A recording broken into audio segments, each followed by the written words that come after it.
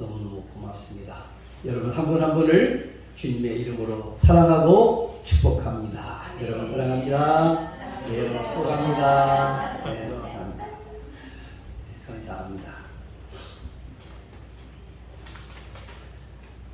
자, 오늘 함께 우리 말씀을 나눌 하나님의 말씀 제목이 있습니다. 한번 크게 한번 읽어봅시다. 고난은 축복의 근원. 우리 예수 믿는 성도들의 고민 중에 하나가 있다면 신앙생활을 잘 하고 있는데도 어려움을 당하는 거예요. 다시 말씀드리면 예수님을 잘 믿는데도 불구하고 어려움이 닥치고 시련과 고난이 닥치는 거예요. 누구나 공통적으로 생각하는 게 있다면 신앙생활 잘하면 좋은 일을 만나고 또 평안하고 형통해야 되지 않겠는가?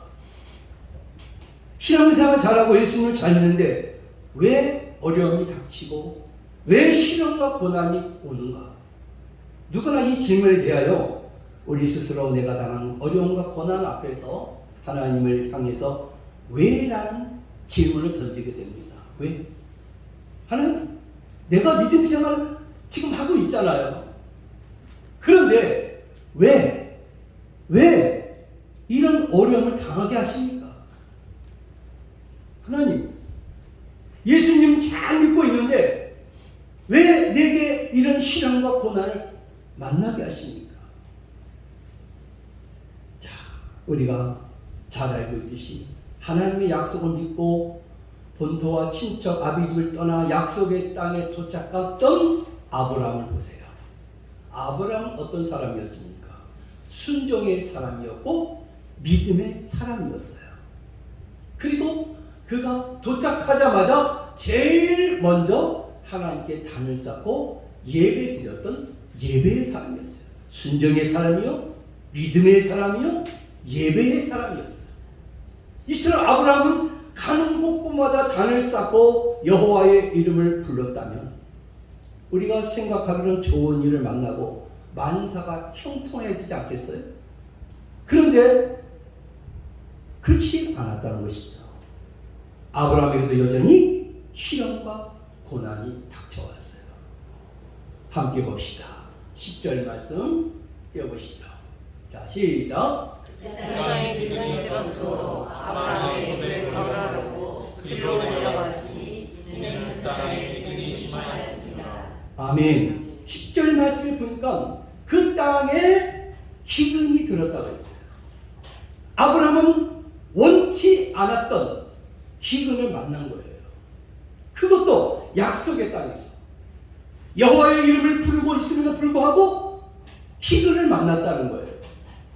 사랑하는 성도 여러분, 분명히 기억합시다.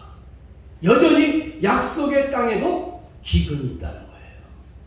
하나님의 이름을 부르며 예배를 잘 드리고 신앙생활을 잘해도 여전히 기근을 만날 수 있다는 거예요. 자, 함께 봅시다. 왜 하나님께서 아브라함에게 기근을 만나게 하셨을까? 띄워볼까요? 그 다음 내용 띄워주세요. 시작. 하나님은 그를 통해서 약속한 복을 받을 수 있는 사람으로 만들고자 하셨습니다. 왜 하나님께서 아브라함에게 기근을 만나게 했는가? 하나님은 아브라함에게 복을 약속해 주셨어요. 고난을 통해서 약속한 복을 받을 수 있는 사람으로 만들기를 원하셨어요. 그러나 문제는 아직 아브라함이 약속한 복을 받을 만한 그릇이 준비되지 않았어요. 때문에 기근을 통해서 하나님은 연단을 하기를 원하셨어요. 그릇이 준비되지 않았는데 하나님께서 복을 부어주신데 그 복을 누릴 수가 없는 거예요. 때문에 아브라함이 약속의 땅에서 기근을 만난 것은 아브라함을 복받을 만한 그릇으로 만들기 위한 하나님의 뜻이 있었다는 거예요. 자, 함께 봅시다. 이처럼 고난은 뭐예요? 축복이다. 이처럼 하나님은 고난을 통해서 약속한 복을 받을 수 있다는 사람을 만들기 원하셨는데 고난은 바로 무엇이었는가? 축복의 그릇과 같은 거예요. 축복이라는 거예요. 이런 얘기가 있어요. 캘리포니아 나라에 큰 홍수가 났어요. 그때 한 사람이 그 어렵게 돈을 마련해 갖고 큰 방앗간을 차렸는데 그 캘리포니아에 홍수가 나가지고 방앗간이 다 떠내려간 거예요. 이 사람에게는 방앗간 전 재산이었어요. 근데 홍수로 말미암아 모든 전 재산을 다 잃어버리고 말았어요. 그는 기독교인이었어요. 고난이 왜 자기에게 왜 닥쳤는지 도무지 이해할 수가 없었어요. 이런 재난이 자기에게 유익이 되고 선을 이룬다는 것은 도저히 믿어지지가 않았어요. 그러나 얼마 가지 않아서 그 홍수로 인해서 큰 황금 광맥을 발견하게 됐는데 오히려 그 황금 광맥을 발견함으로 인해서 이 사람이 큰 부자가 되게 됐어요. 그때서야 그는 홍수의 고난이 얼마나 큰 축복인가를 다시 이제 깨닫게 되는 거예요. 가난하게 살았던 자신을 큰 부자로 만들고자 했던 하나님의 뜻에 감사하지 않을 수 없었어요. 그 당시에 재산이 다 없어졌는 줄 알았는데 큰 고난이었는데 고난 뒤에는 축복이 있었다는 거예요. 사랑하는 성도 여러분, 우리는 내가 당하는 이 고난을 이해하지 못할 때가 있어요. 그러나 분명한 것은 뭘까요? 함께 봅시다. 믿는 자들이 당하는 고난은 축복이란 말이에요. 루터는 우리에게 이런 말을 남겼어요. 자, 루터가 우리에게 한 말을 한번 읽어볼까? 루터가 말 시작. 고통은 축복을 가져다주는 지름길이다. 그는 이런 말을 했어요. 할렐루야. 여러분, 축복은요, 고통은요, 오히려 우리에게 축복을 갖다주는 지름길이 된다는 거예요. 믿으시면 아멘 합시다. 아멘. 그래요. 분명히 이 고통을, 어려움을 통해서 하나님은 축복을 예비해 놓고 있다는 거예요. 전 이 찬양이 생각났어요. 고난에 관한 찬양이죠. 왜 나만 당한 고난, 왜 나만 겪는 고난이라고 불평하지 말라고 말씀하십니다. 왜 나만 겪는 고난이라고 가사를 생각하면서 찬양해봅시다. 왜 나만 겪는 고난이라고 불평하지 마세요. 고난의 뒤편에 있는 주님이 주실 축복 미리 보면서 감사하세요. 너무 견디기 힘든 지금 이 순간에도 주님이 일하고 계시잖아요. 남들은 지쳐 앉아 있을지라도 당신만은 일어서세요. 힘을 내세요. 힘을 내세요. 주님이 손잡고 계시잖아요. 주님이 나와 함께함을 믿는다면 어떤 역경도 이길 수 있잖아요. 왜 이런 슬픔 찾아왔는지 원망하지 마세요. 당신이 잃은 것보다 주님께 받은 은혜 더욱 많은 은혜 감사하세요. 너무 견디기 힘든 지금 이 순간에도 주님이 일하고 계시잖아요. 남들은 지쳐 앉아 있을지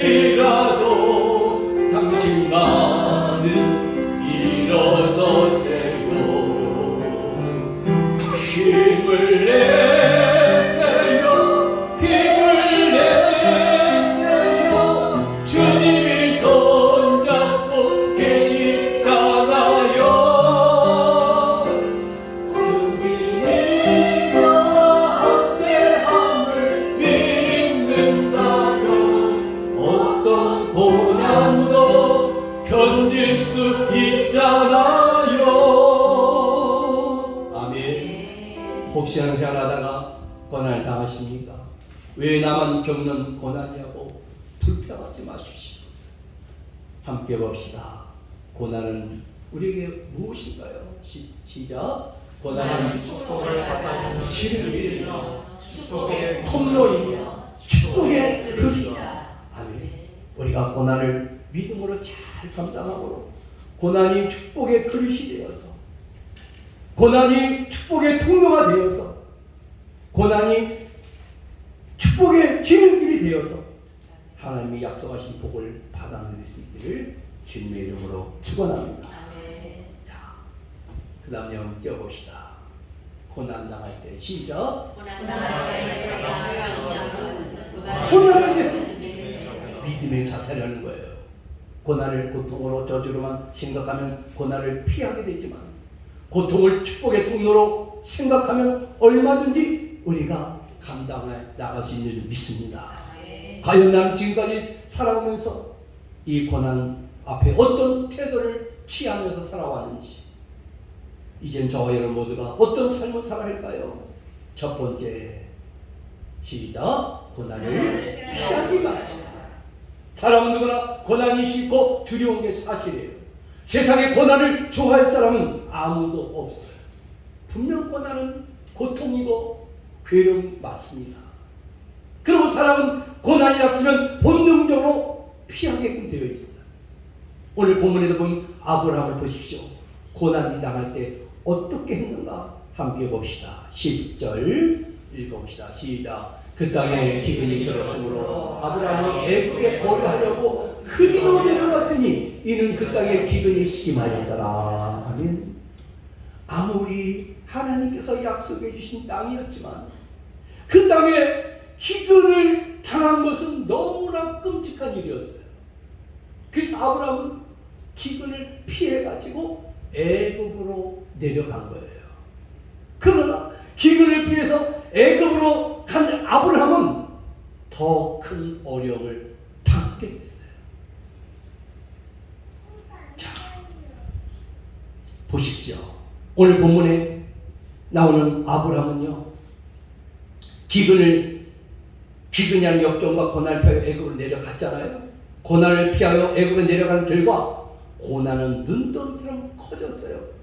그 결과 씻을 수 없는 행동을 했는데 그것은 죽음이 두려워서 애굽 사람들에게 자기 아내를 누이라고 거짓말한 거였어요.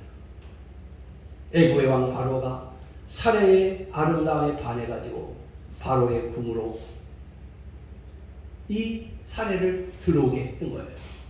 결국 아브라함은 기근을 피하다가 애굽에 내려가서 아내를 빼앗기게 됩니다. 가정이 깨어지게 되었어요. 한마디로 물질의 고통을 피하다가 자신의 힘으로 해결할 수 없는 가정의 파탄의 위기가 왔다는 거예요. 작은 고난을 피하다가 엄청난 고난을 당하는 거예요. 다른 성도분 함께 봅시다. 그거 한번 읽어볼까요? 시작. 콜린 파울의 성공의 비결. 역경은 사람을 강하게 만든다. 역경의 결과는 고난을 눈뜨는 것이다. 야, 콜린 파울이라는 이 사람은 그 걸프전의 영이었거든요. 근데 이 사람은요, 이런 말을 했어요. 역경은 사람을 강하게 만든다. 역경에 굴복하면 고난은 눈동자처럼 커진다. 그래요. 여러분, 고난 앞에 우리가 굴복하면요, 고난이 오히려 더 커지는 거예요. 이겨나가야 돼요. 믿음으로 이겨나가야 돼요. 자, 한번 넘겨봅시다. 어떤 어려움이 있고 고난이 있어도 약속의 땅에서 떠나지 말자. 자, 그래요.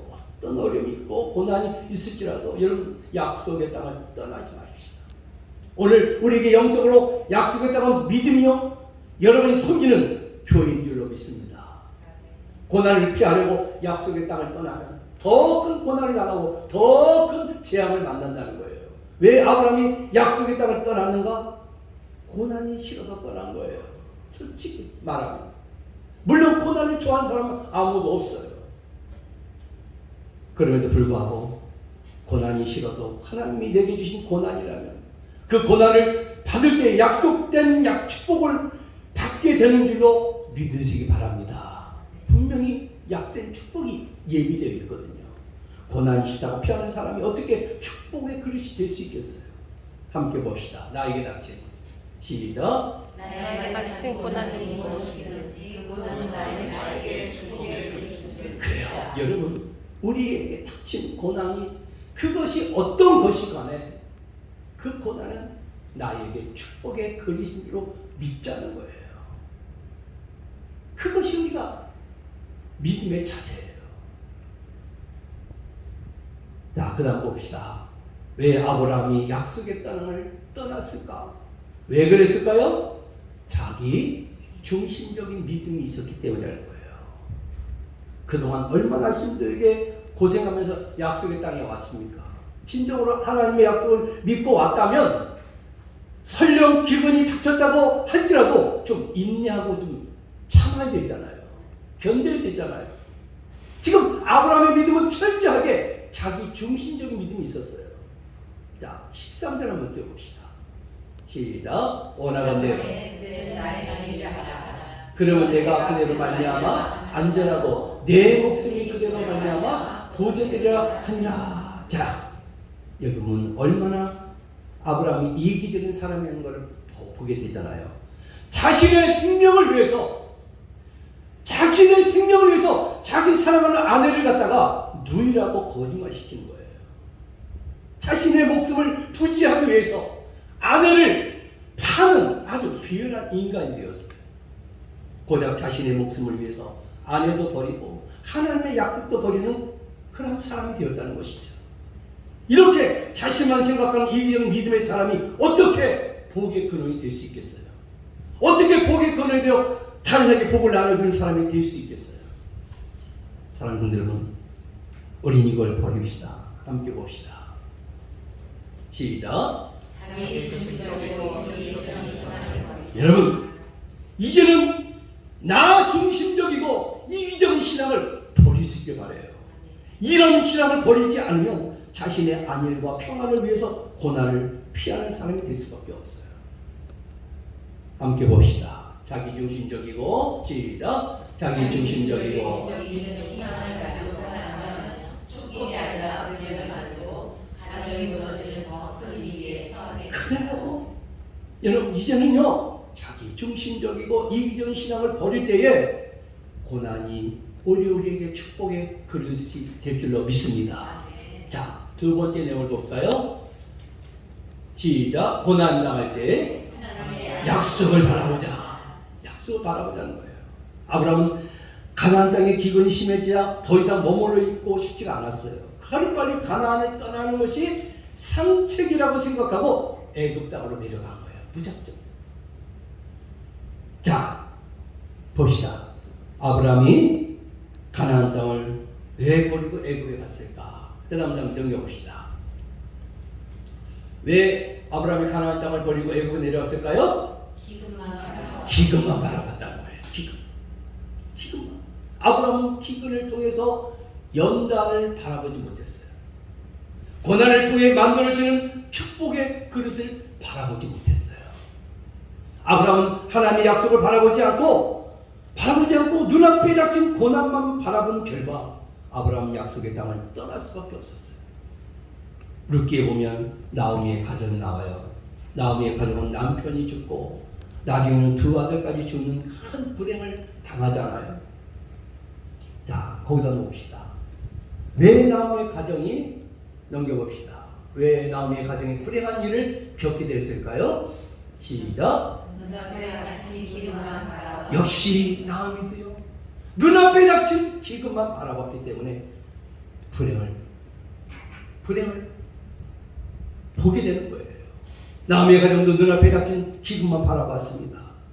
예루살렘에 흉년이 들자 그들은 예루살렘을 떠나서 이방의 모압 땅으로 내려갔어요.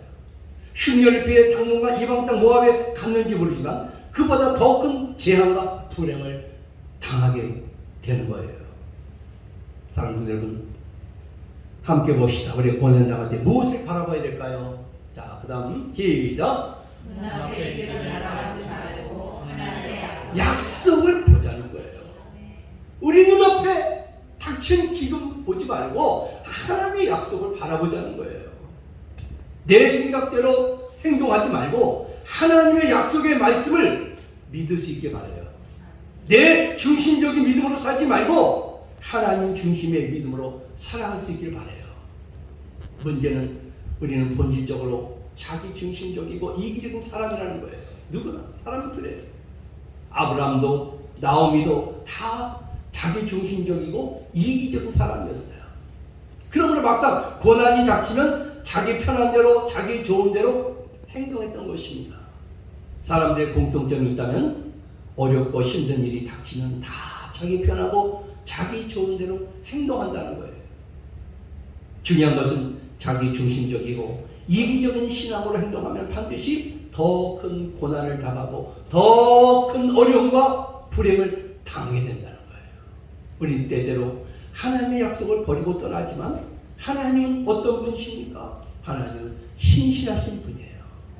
우리가 범죄하고 실수해도 아버지 하나님은 결코 우리를 버리지 않으시고 약속대로 복을 주시는 좋으신 하나님인 줄로 믿습니다. 우리가 약속의 땅을 떠나 파멸과 패망의 위기에 처한다 할지라도 우리를 버리지 아니하시고 건져주시는 분이 우리 아버지신 줄로 믿습니다. 함께 봅시다. 17절 읽어봅시다. 시작. 여호와께서 아브라함의 아내 사라의 일로 바로와 그 집에 큰 재앙을 내리시자. 자, 왜 하나님께서 바로와 그 집에 큰 재앙을 내리셨는가? 하나님의 약속의 말씀을 이루시기 위하셨어요. 하나님의 약속의 말씀을 이루어 가시기 위해서 재앙을 내리는 거예요. 생각해 보세요. 만약에 사례가 바로의 후궁이 된다면 어떻게 되겠어요? 하나님께서 아브라함에게 약속하신 말씀이 깨어지게 되는 거예요. 하나님께서 말씀하시기를 내가 너로 큰 민족을 이루어 라는 말씀을 주셨는데 아브라함의 아내가 사례가 없으면 어떻게 큰 민족을 이루어 나갈 수 있겠어요? 내 이름을 창대케 하고 어떻게 아브라함의 이름이 창대케 될 수 있겠어요? 너는 복의 근원이 있자 어떻게 복의 근원이 될 수 있겠어요? 그렇기 때문에 하나님은 사례를 원위치로 돌려놓으시는 거예요. 지금 제자리를 좀 돌려놓으시는 거예요. 하나님은 약속한 복을 주시기 위해서 바로와 그 집에 큰 재앙을 내리셨어요. 사랑하는 여러분, 하나님은 오늘도 살아계셔서 우리의 인류의 역사를 주관하시고 역사하시되 하나님의 계획과 섭리를 이루어 가시는 신실하신 분이심을 믿으시기 바랍니다. 그렇기 때문에 하나님의 뜻을 이루기 위해서 복을 주시기도 하고 때로는 재앙을 내리시기도 한다는 거예요. 하나님은 한번 하신 축복의 약속을 100%로 이루시는 그런 분이시라는 것이죠. 아무리 우리가 실수하고 아무리 범죄할지라도 해결할 수 없는 파탄의 위기에 처했을지라도 우리를 건져내셔서 바른 그 믿음의 길을 걸어가게 하시는 분이 우리 아버지인 줄로 믿습니다. 자, 함께 봅시다. 시편에 있는 말씀이에요. 시작. 의인은 고난이 많으나 여호와께서 그의 모든 고난에서 아멘. 의인은 고난이 많지만 여호와께서 그 모든 고난에서 건지신다는 거예요. 할렐루야. 이 모든 고난에 건지시는 하나님을 찬양하시기 바라요. 아브라함을 고난에서 건지신 하나님께서 저와 여러분을 고난에서 건져주실 줄로 믿습니다. 자, 뉴욕 브루클린에 윌리엄 리바인이라는 사람이 있었는데 이 사람은 정육점을 운영하고 있었어요. 그런데 한 달 사이에 4번의 강도를 당하게 됩니다. 얼마나 놀랐겠어요. 한 번도 아니고 4번씩이나 그랬으니까. 그는 목숨을 지키기 위해서 스스로가 자기를 방어하기 위해서 방탄조끼를 구해 입고 일을 하기 시작했어요. 자, 그것을 보고 그에게 방탄조끼를 구해달라는 마을 사람들의 요청이 쇄도했어요. 자, 리바이는 곰곰이 생각 끝에 정육점을 그만두고 그러면 이 방탄복을 만드는 회사를 만들어야 되겠다. 그런데 40여 개 도시에 대형 점포를 가진 회사로 성장시켜 나갔어요. 그런 사업 성공의 비결은 강도를 4차례 만나는 것이다. 이렇게 얘기했어요. 여러분, 고난이 없었다면 리바이라는 사람은 이렇게 될 수 없었죠. 고난을 당한 후에 그는 더 큰 하나님의 은혜를 입게 되잖아요. 왜 나만 겪는 고난이냐고 불평하지 마시기 바랍니다. 하나님은 반드시 고난을 통해 우리를 축복의 그릇으로 만드실 줄 믿습니다. 이제는 고난이 닥칠 때마다 눈앞에 닥친 고난만 바라보지 말고 하나님의 약속된 복을 바라보시기 바랍니다.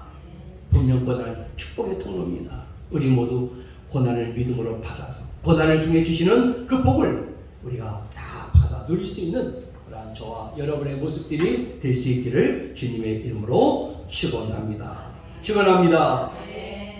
고난은 오늘 또한 축복의 그리스됨을 우리에게 말씀해 주셨습니다. 오늘 말씀을 통해 하나님께서 고난을 통해 약속한 하나님의 복을 받을 수 있는 사람으로 만들어 가신다는 것을 다시 한번 깨닫기를 원합니다.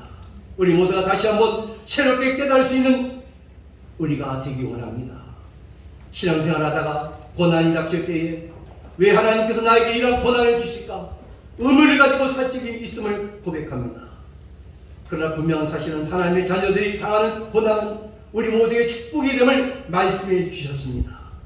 고난은 축복의 통로며 축복의 그릇임을 알아서 고난을 믿음으로 잘 감당함으로 약속된 복을 받아 누릴 수 있는 저희 모두가 되게 하여 주옵소서. 이제는 고난에 대한 믿음의 자세를 바로 해서 고난을 피하지 말게 하시고 이제는 어떤 어려움과 고난이 있어도 약속의 땅을 떠나지 말게 하여 주옵소서. 나에게 닥친 고난이 무엇이든지 그 고난은 나에게 축복의 그리스됨을 알게 하여 주옵소서. 그리고 이제는 자기 중심적이고 이기적인 신앙을 버리게 하여 주옵소서. 이제는 하나님의 중심의 신앙으로 살아가게 하여 주옵소서. 또한 약속의 말씀을 우리가 바라보며 눈앞에 기근만 바라보지 말게 하시고 그 약속의 말씀을 바라보며 내 생각대로 행동하지 말게 하시고 하나님의 그 약속의 말씀을 믿으며 이제는 하나님의 중심으로 살아갈 수 있는 저희 모두가 되게 하여 주시옵소서. 감사드리며 예수님의 이름으로 기도 올려옵나이다. 아멘.